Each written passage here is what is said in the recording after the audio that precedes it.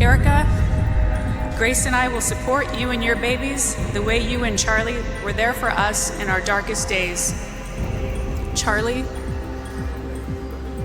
we will miss your words of wisdom, your high-pitched laugh. It was kind of awkward. Turning Point USA is continuing, and it is. I mean, we are so blessed to have more work than we even could ever dream of. I mean, it's beautiful. Despite the devastating loss of Charlie Kirk, my incredible husband at UVU, Caleb has persisted with the same gift. As if one fake crying Erika Kirk wasn't already insulting enough, now we find out she's got another blonde, creepy-eyed professional tear wiper as her handler. Her name is Stacey Sheridan. And if you pay attention to Erika's public appearances since Charlie's death, you'll notice that Stacey is always by her side. Even at Charlie's Medal of Honor ceremony, Erika wasn't standing next to Charlie's grieving parents. Instead, it was Stacey glued to her side. So who is this woman, and why are people saying she's actually worse than Erika? Well, here's what TPUSA insiders are saying. Stacey is reportedly known behind the scenes as the grifter chief. Why? Because she allegedly siphoned millions of dollars out of Turning Point USA through a web of shady companies tied back to her. Stacey was listed as a Senior Advancement Director at Turning Point USA, but her title kept quietly changing, and now she's listed as Senior Director of Development. Either way, what this really means is that Stacey brings wealthy donors on board to TPUSA and earns huge cuts in commissions for doing so. But it was his naive audaciousness. Yes, technically, Charlie was my boss, but it really never felt that way. But that's really just the tip of the iceberg.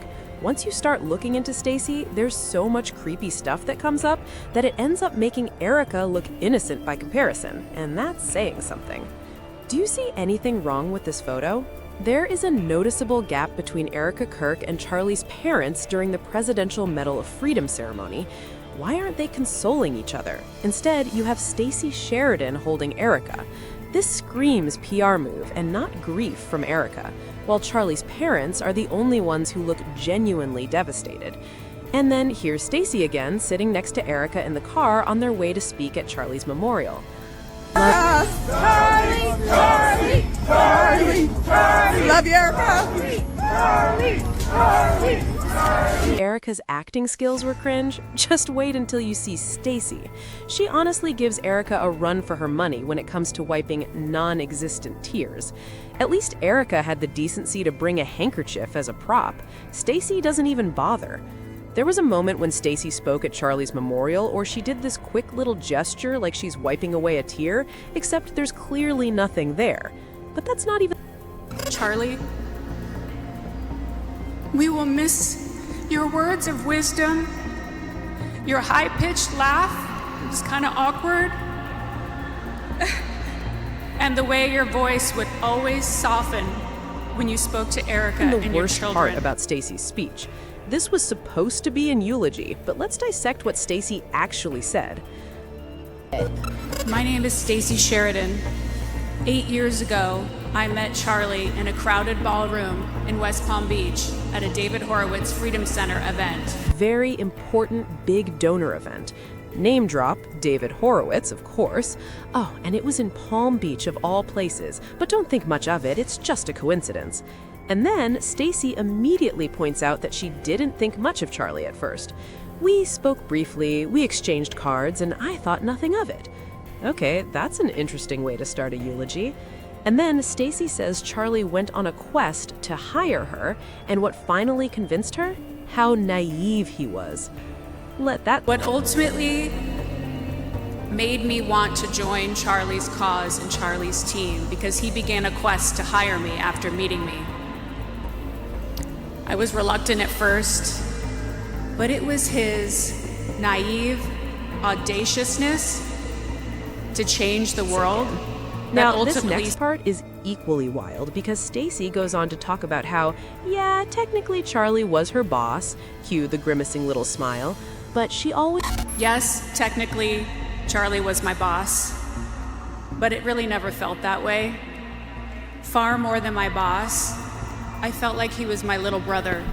Technically, Charlie was my boss, but it really never felt that way. Far more than my boss, I felt like he was my little brother. I'm sorry, what? With employees like this, who needs enemies? But it gets worse. Remember I mentioned earlier that staff at TPUSA allegedly call Stacey Sheridan grifter-in-chief? Well, wouldn't it be wild if I told you that Stacey was pulling in about $180,000 a year as a senior advancement director? You know, the person whose job is to raise money for Turning Point USA, while also owning multiple entities that were bringing in millions for her personally. And imagine this, Stacey shows up on a Form 990 as a key employee, but then suddenly she doesn't, and she's missing from the other 990 altogether. But here's the thing, she still shows up on the website in the Wayback Machine. So what does this mean? It means they quietly scrubbed her off the site so nobody would notice. According to research by user @DanksterIntel on X, Stacey is getting paid as an employee while also being quietly hidden as an employee. And on top of that, she's taking a commission on every single fundraiser she brings in through her own companies. This is what you call triple dipping. Here's how the game works. Stacey's hired as a fundraiser. She's on a salary. That's already one stream of income. Then she goes and sets up her own LLCs, multiple ones. Cloverstone Ventures, Lion Rock Ventures, GSM Strategies, too many to name. And then suddenly, the money that's being raised for Turning Point USA is being routed through Stacey's companies. And what happens next? She takes a cut. We're talking commissions in the hundreds of thousands, $500K here, $100K there, and before you know it, it adds up to millions of dollars. She's actually raising money as a fundraiser hired by the company, being paid a salary, and then she creates an LLC. She's got Cloverstone Ventures, Lion Rock Ventures, GSM Strategies, and she's taking money, millions of dollars for Turning Point USA. She's filtering it through her company, taking a commission in the $500,000 range and the $100,000 range. Think about how insane that is. Stacey is literally taking a commission off the very job she's already being paid a salary to do using her own personally interested LLC. And she's not even filling out the proper paperwork to disclose it.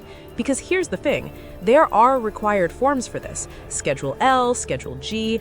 This stuff is supposed to be clearly spelled out on the 990s, so donors know what's happening, the IRS knows what's happening, and there's transparency. Instead, the information is being hidden. So you have to ask yourself, why would Stacey Sheridan come in, do all of this, and then go out of her way to hide it? Why be listed on the website at all and then suddenly get taken off the website entirely? Doesn't that strike you as a little shady? You can't even find her anymore unless you already know her name and specifically search for it. That's not normal. She's listed as a senior advancement director, a senior developer. The title changes all the time. You can see it all over the website history. And yet somehow she's nowhere to be found on the Form 990s where she absolutely should be disclosed. I'll let you decide what that means. But looking at all of this together, this is some pretty damning information. And this, of course, raises serious questions about that internal TPUSA audit Charlie wanted to do. Candace Owens discovered that just days before he was assassinated, Charlie sent an internal memo to his employees announcing an audit of Turning Point USA. And then there arrived a moment when Charlie felt that the money was disappearing. He felt that, again, according to sources, that the company was burning through cash too quickly, and Charlie set about finding out why and how this was happening. Candace even obtained a screenshot of Charlie's memo dated September 2nd, where he directed staff to get serious about the organization's finances and tighten things up. So it's clear he was taking steps to get a full handle on where Turning Point USA actually was going, and he won here. You start to connect the dots, and it gets uncomfortable fast. Remember when Erika accidentally said grift instead of grit?